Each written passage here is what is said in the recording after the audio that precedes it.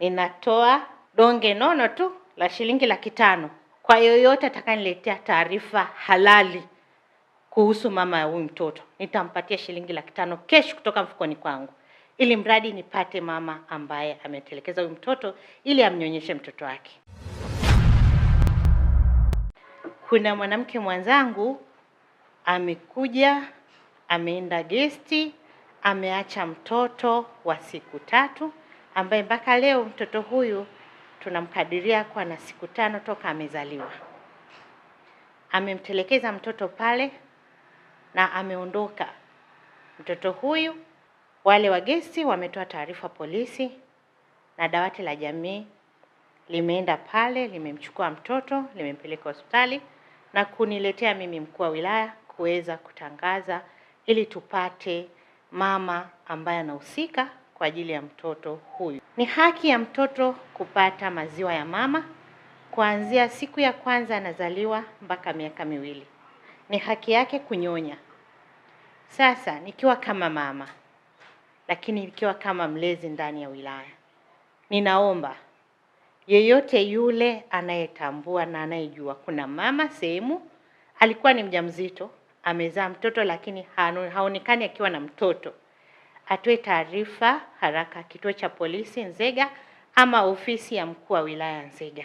Kama kuna baba anajua mwanamke wake ametelekeza mtoto ama alikuwa na mimba yake na haoni ule mtoto alikopelekwa, ninakuomba wewe baba, njoo ofisi ya mkuu wa wilaya, nenda kituo cha polisi, katoe taarifa, tushirikiane kwa pamoja kuweza kumpa mtoto haki yake.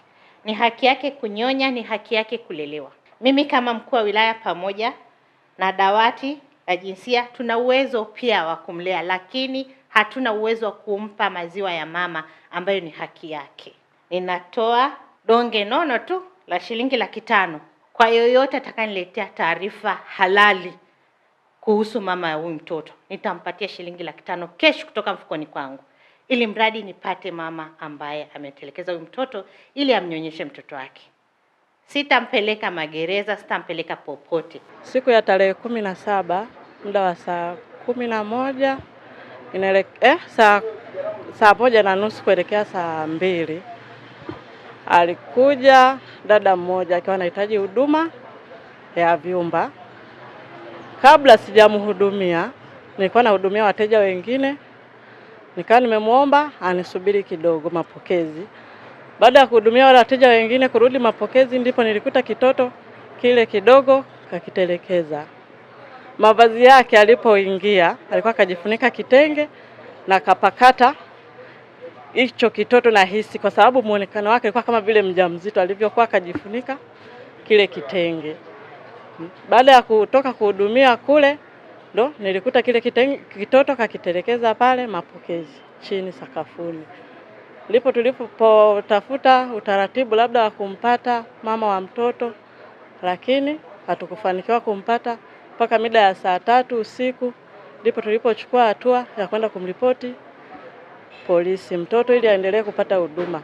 Kwa hiyo tulimpokea na tulimwangalia.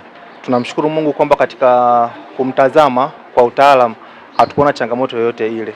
Alikuwa ni mtoto wa kike, alikuwa na kilo 2. Kwa hiyo tulimweka katika dawa ambazo tulikuwa tukiamini kwamba zitaenda kumsaidia. Miongoni mwake ni antibiotic, dawa kukinzana na wadudu ambao wanashambulia mwili, lakini pia na kumwanzishia vyakula, virutubisho ambavyo vitaendana naye kulingana na umri wake.